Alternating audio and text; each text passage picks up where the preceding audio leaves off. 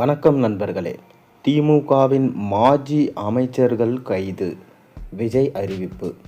தமிழக அரசியலில் புதிய அத்தியாயம் தொடங்கியிருக்கு. தேர்தல் முடிவுக்கு பிறகு ஆட்சி பொறுப்பேற்ற தமிழக வெற்றி கழகத்தின் தலைவர் ஜோசப் விஜய் முதலமைச்சராக பதவியேற்ற முதல் சில நாட்களிலேயே தனது தேர்தல் வாக்குறுதியான ஊழலுக்கு எதிரான அரசியல் என்பதை செயல்படுத்த தொடங்கியிருப்பது பெரும் பரபரப்பை ஏற்படுத்தியிருக்கு. குறிப்பாக திமுக முன்னாள் அமைச்சர்களான செந்தில் பாலாஜி மற்றும் நேரு ஆகியோர் மீது எடுக்கப்பட்டிருக்கிற இரட்டை அதிரடி நடவடிக்கைகள் திமுக முகாமை அதிர்ச்சியில் ஆழ்த்தியிருக்கு.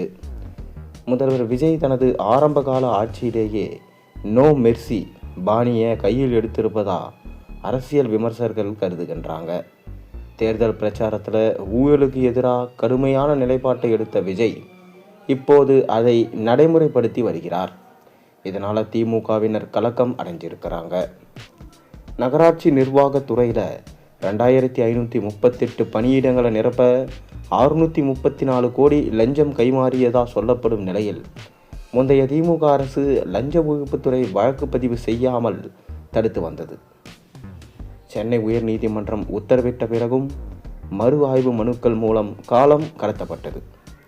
ஆனால் முதல்வர் ஜோசப் விஜய் பொறுப்பேற்ற உடனே இந்த விவகாரத்தில் சட்டத்தின் வேகத்தை அனுமதித்தார். நீதிமன்றத்தில் அரசு தரப்பில் அளிக்கப்பட்ட விளக்கங்களில் நேரு மீது அதிகாரப்பூர்வமாக எஃப்ஐஆர் பதிவு செய்யப்பட்டிருக்கிறதா தெரிவிக்கப்பட்டிருக்கு. இந்த நடவடிக்கை மூலம் கடந்த காலங்களில் புகார்களை மூடி மறைக்க முயன்ற பாதுகாப்பு உடைக்கப்பட்டது.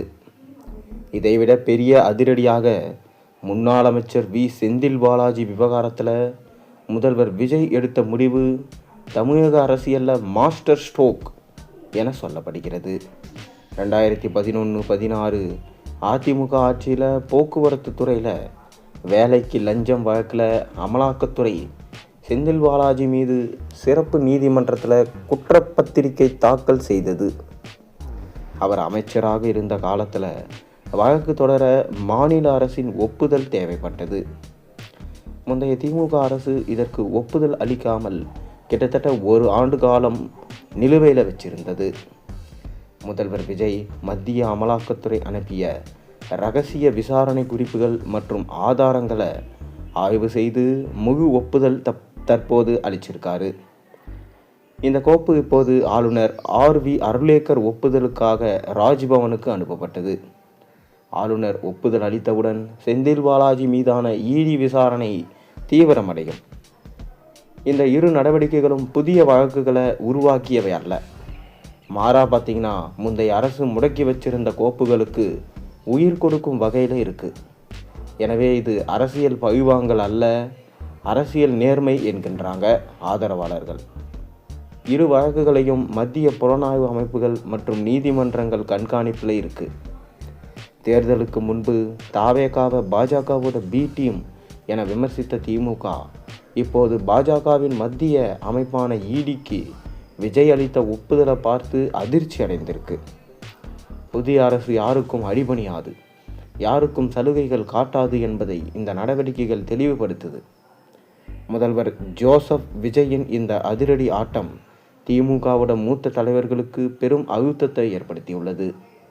வரும் நாட்களில் தமிழக அரசியலில் இன்னும் பல திருப்பங்கள் எதிர்பார்க்கப்படுது.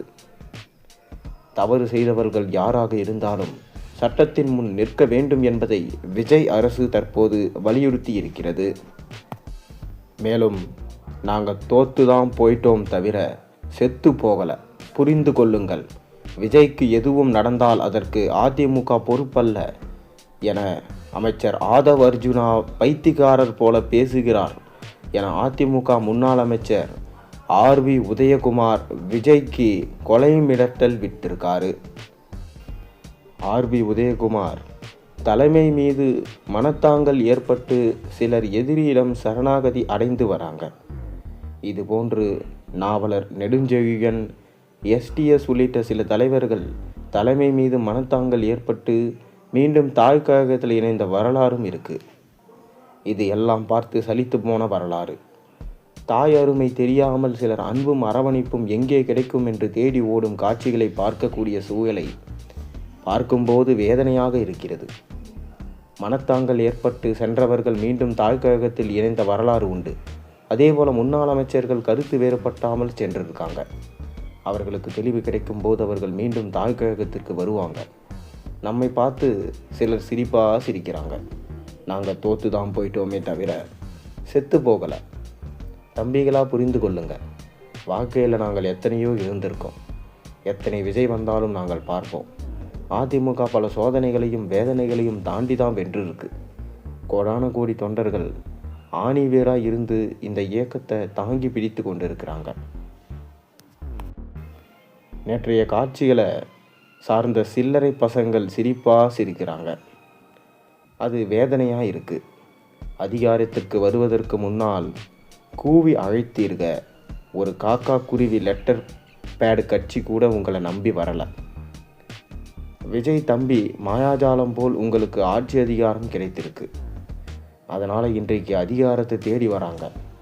உங்களுக்கு ஏதாவது ஒன்று ஆனால் அதற்கு அதிமுக பொறுப்பு இல்லை என பகிரங்கமாக எச்சரிக்கை விட்டிருக்காரு. விஜய் தம்பி, உயிர் ஒரு முறை தான் போகும். உங்களுக்கு எச்சரிக்கையாக சொல்கிறேன், அன்போடு சொல்கிறேன், அம்முட்டு தான் என பயங்குறுத்தும் துணியில் சொன்னார். அன்போடு சொல்லுகிறேன் அப்படின்னு ரொம்ப மிகுந்த பாசத்தோடு சொல்கிறாராம்.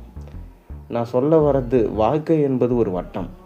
மேலே இருக்கிறது கீழே வருவதும், கீழே இருப்பது மேலே வருவதும் இந்த நாட்டோட இயற்கை நிதி.